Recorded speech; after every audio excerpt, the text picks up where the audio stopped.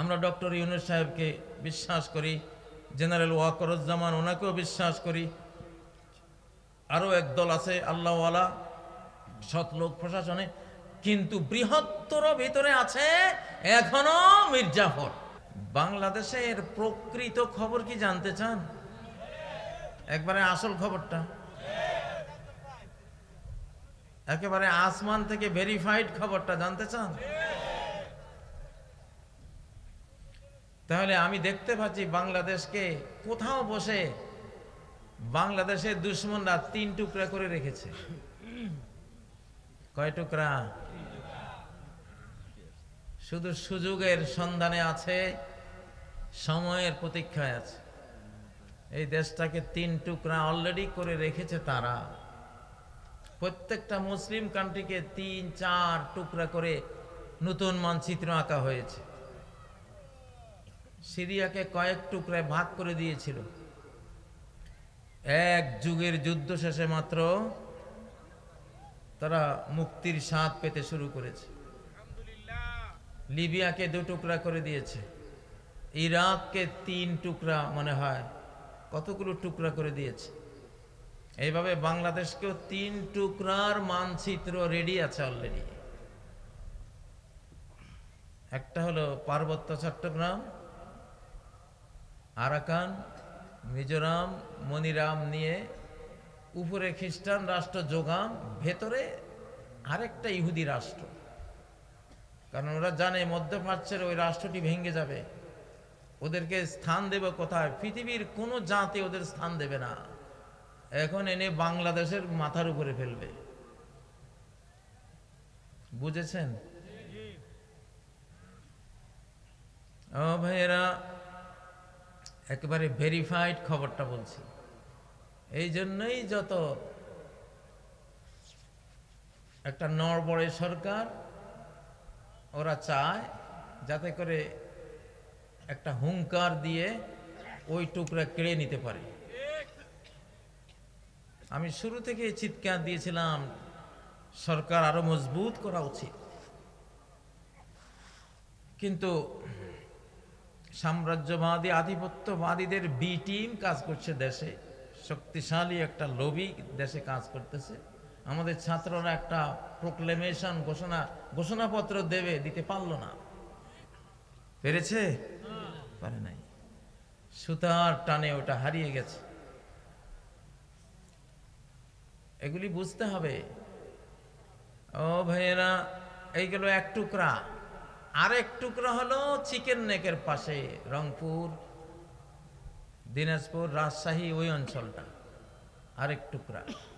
এই জন্য ইসকনের আন্দোলন, এই জন্য সংখ্যালঘু নাম দিয়ে মিথ্যাচারে একেবারে পার্শ্ববর্তী রাষ্ট্রটা বিশ্বের মধ্যে ফার্স্ট হয়েছে। এই ভুয়া সংবাদ, মিথ্যা সংবাদ বাংলাদেশ নিয়ে প্রোপাগান্ডায়, ঠিক নয় কি? এখন আমি কিন্তু এই 3য় স্বাধীনতার প্রথম বন্দী আমি নিজে, প্রথম বন্দী আমি 2021 সালে। আমি যখন খুতবা দিয়েছিলাম স্বাধীন, সমৃদ্ধ, নিরাপদ বাংলাদেশ চাই। কেন স্বাধীন, সমৃদ্ধ, নিরাপদ বাংলাদেশ চাইলাম? তারা চায় পরাধীন বাংলাদেশ, কলোনি বাংলাদেশ এবং দুর্বল বাংলাদেশ। আর আমি চাইলাম আমার মসজিদের খুতবা 2021 সালের 24 সেপ্টেম্বর, স্বাধীন, সমৃদ্ধ, নিরাপদ বাংলাদেশ চাই। মসজিদ থেকে বের হয়ে আমি ফোন পেলাম, আপনার মামলা আছে, আপনার মামলা আছে, আপনি রাষ্ট্রদ্রোহী। এই বাংলাদেশ এটা তোমার না, এটা আমাদের। তুমি এই দেশ স্বাধীন করতে চেয়েছো, তোমার তো খবর আছে। এবং 2 দিনের মাথায় আমি অ্যারেস্ট। কথা বুঝেছেন? ইতিহাস তো জানতে হবে আপনাদের। আমি একমাত্র স্বাধীনতার কথা বলে বন্দী হয়েছি, আর কিচ্ছু না। আর বাকি ও হাবি জাবি ওগুলো আমাকে অ্যারেস্ট করে নিয়ে ডিবি অফিসে খুঁজতেছে যে এখন যদি বলা হয় যে উনি স্বাধীন কেন চেয়েছেন, এই জন্য মামলা দিলাম, তাহলে তো ওদের হাড্ডি ভেঙে ফেলবো জনগণ। ওটা তো বলতে পারে না। এই জন্য ওইটাকে ঢেকে ওই করোনা মরোনা হাবি জাবি কতগুলো এনে আমাকে গ্রেপ্তার দেখিয়েছে। ওই প্রতারণা করেছি, কার নাকি টাকা খেয়ে ফেলছি। ও টাকা খেলো আমাদের, আদালত রায় দিয়েছে। আমি আমার যে স্কুলে ফরজ ইন্টারন্যাশনাল স্কুল, সেই স্কুলের একটা শাখা নিয়েছিল রানা নামে একজন, আদালত রায় দিয়েছে আমরা তার কাছে ৭৪ লক্ষ টাকা, সম্ভবত ৭৪ লক্ষ টাকা আমরা পাও না, কারণ সে আত্মসাৎ করেছে। ওটা সে চোর। এখন চোর মুক্ত রয়েছে, আমরা গৃহস্থরা হ্যান্ডকাপ করলাম। এই তো ছিল বিগত গণতন্ত্রের মানুষ কন্যার গণতন্ত্র নাকি? ইনসাফ। হ্যাঁ হ্যাঁ, ফ্যাসিবাদের গণতন্ত্র। ও ভাইরা, তো একেবারে আপনাদেরকে একবারে ভেরিফাইড সংবাদটা দিলাম। দেশটাকে কোথাও বসে ছক একে ৩ টুকরা করার সিদ্ধান্ত করে রাখা হয়েছে। বাঁচার উপায় একটাই, একেবারে সীসা ঢালা প্রাচীরের মতো ঐক্যবদ্ধ থাকা। আমাদেরকে ঐক্যবদ্ধ, ইউনাইটেড বাংলাদেশ, ঐক্যবদ্ধ বাংলাদেশ, ঠিক নয় কি? এখন সরকার জনগণ চালায়, আলহামদুলিল্লাহ।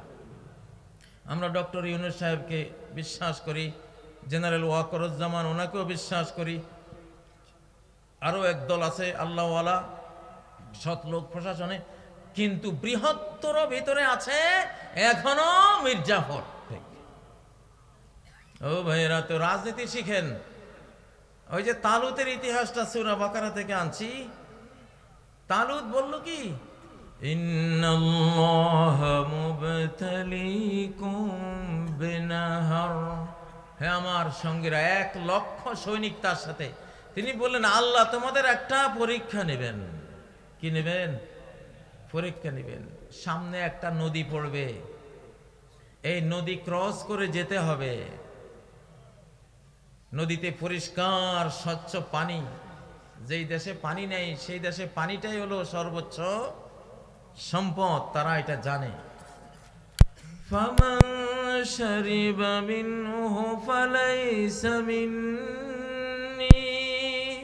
ওই স্বচ্ছ পরিচ্ছন্ন শারাবান তাহুরা, ওই পানি থেকে যে পান করবে, মানে পেট ভরে মন ভরে তৃষ্ণা পূরণ করে পান করবে, ফালাইসা মিন্নি, সে আমার দলভুক্ত নয়।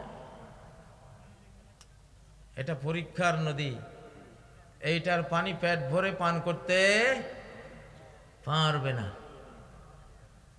ওয়ামান লাম ইয়াতআমহু ফাইন্নাহু মিন্নি। আর যে পেট ভরে ওই নদীর পানি পান করবে না, সে আমার সেনা দলের অন্তর্ভুক্ত থাকবে। ইল্লা মান ইউতারাফা গুরফা। তবে যে শুধু 1 আজলা পানি, কয় আজলা? কয় কোষ? 1 কোষ।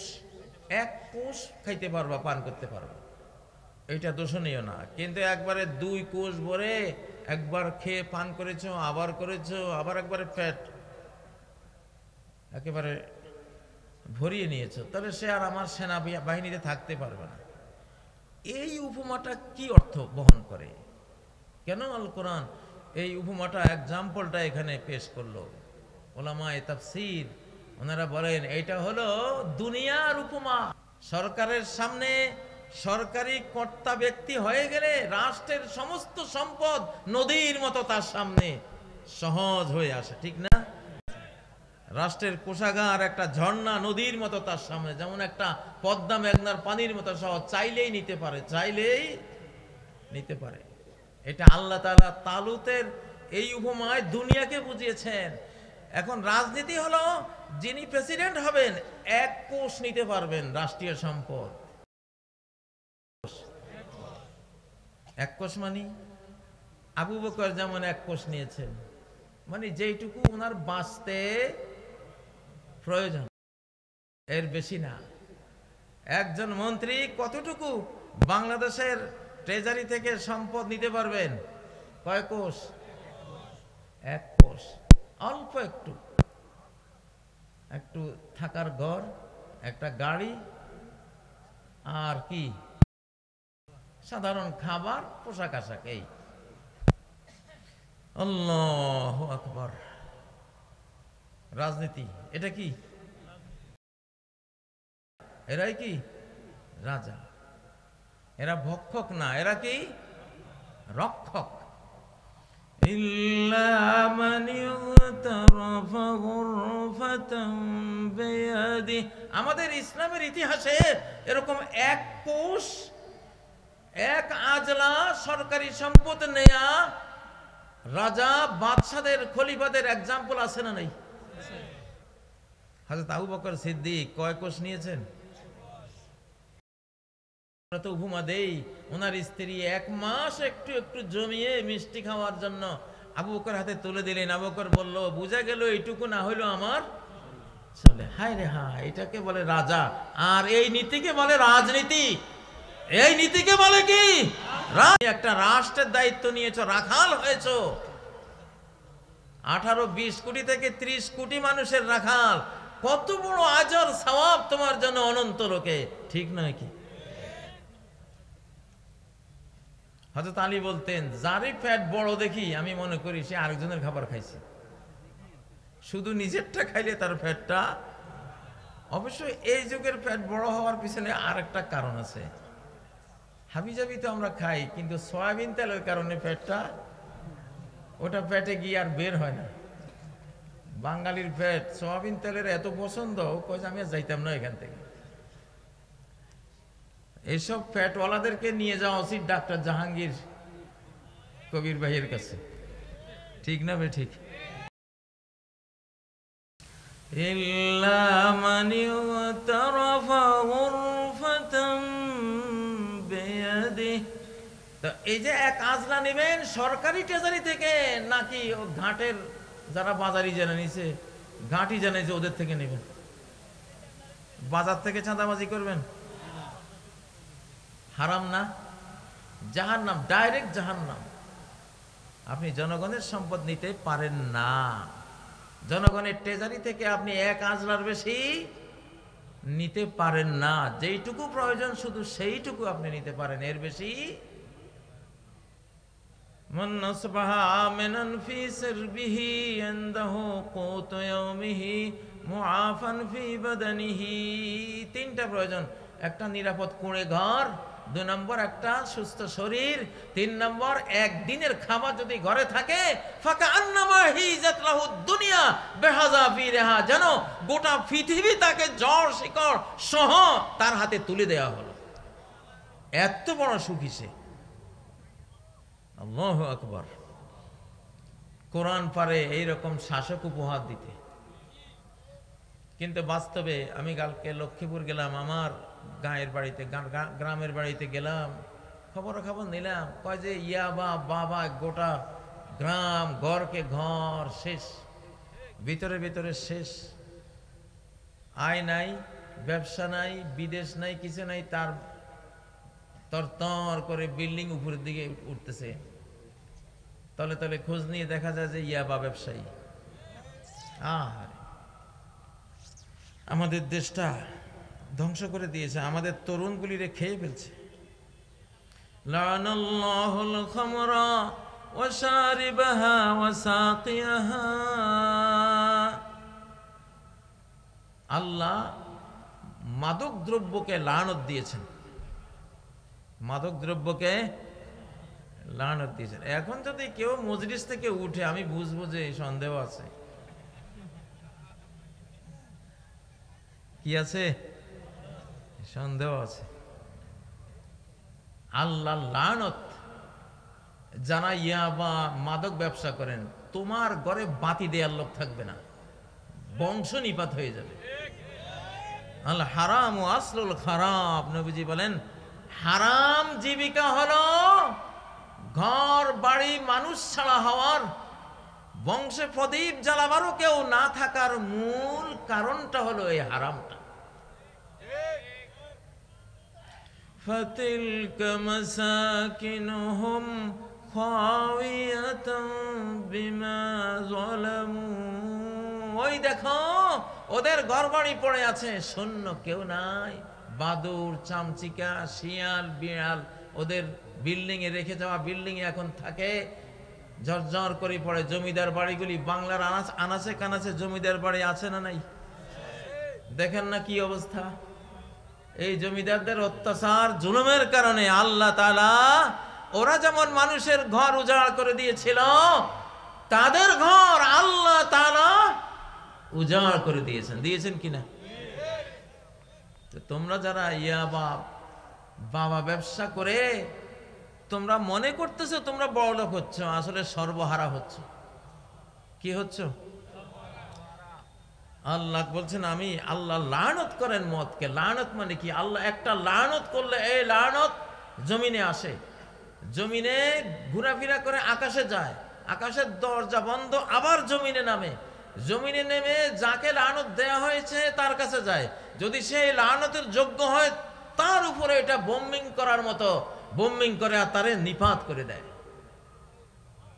এত ভয়াবহ ক্ষেপণাস্ত্র পারমাণবিক ক্ষেপণাস্ত্রের মতো একটা ক্ষেপণাস্ত্র এই লানত তো সেই লানতের মিসাইল মেরেছেন আল্লাহ তাআলা মদ জিনিসটাকে বাবা যা আছে গাঁজা এগুলি আর লানত করেছেন কাকে মশারিবাহা যে মদ পান করে মাদক দ্রব্য গ্রহণ করে খায় তার উপরে লানত